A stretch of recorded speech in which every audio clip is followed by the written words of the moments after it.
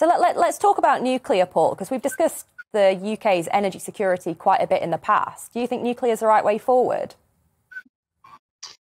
I think it's a no-brainer, Deanna. I think it has to be one of multiple potential solutions to the energy security crisis that we're facing at the moment. I think we, frankly, were far too quickly to phase out coal. I think we need to look at opening the planned coal mine in Cumbria. I think we need to possibly explore fracking. I think we need to look more widely, look more widely at clean coal technology. And none of that is to say that we shouldn't take environmental concerns seriously. Of course, we should.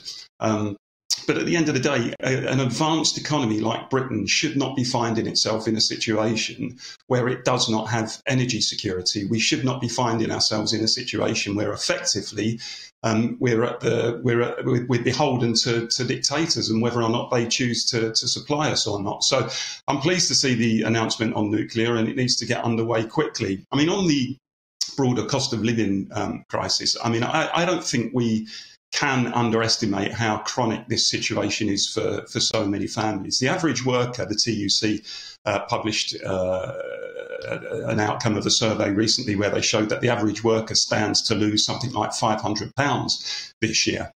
And, you know, people are on the brink. Families are on the brink. Real wages are falling still. There's no plan to get them rising. I would like to see the Chancellor increase the minimum wage. Whether that's done through the mechanism of an emergency budget or something else, I don't think is the big issue. But we need to look at getting wages rising. We need to increase the minimum wage. We need to look again at the cut to universal credit. I would like to see Labour's idea implemented, which is a windfall tax on the energy companies who have announced record profits recently. So remove VAT on fuel bills, for example. All of these steps need to be entertained. The Chancellor, I think, needs to be much more radical, because I don't think there is a recognition at the top of government of just how serious the current cost of living crisis is for millions of people across this country.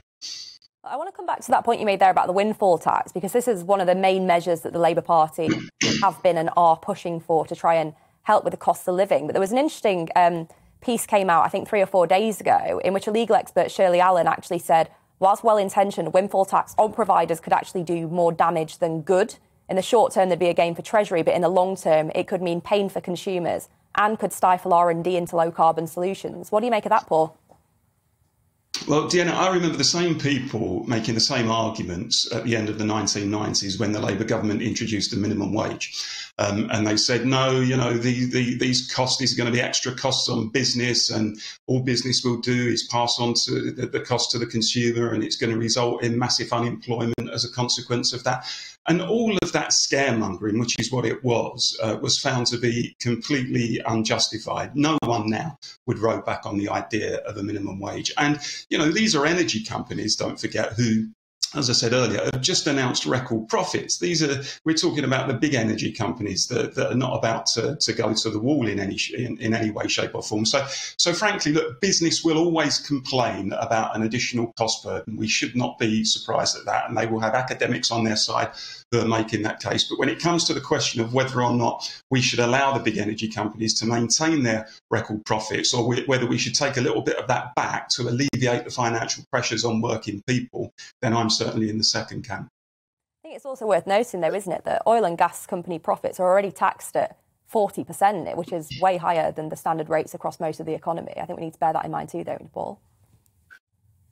Well, look, even if that's the case, there is still, I think, a compelling argument, given the unique situation that we find ourselves in at the moment, where, you know, there's sluggish growth in the economy at the time when inflation is creeping up. We don't know yet whether, you know, the inflation is going to be embedded in the long term, but certainly in the short term, it's a pressure on people's pockets, and of course fuel bills, etc. Then frankly, if they need to pay more, they should pay more. It's pretty straightforward as far as I'm concerned.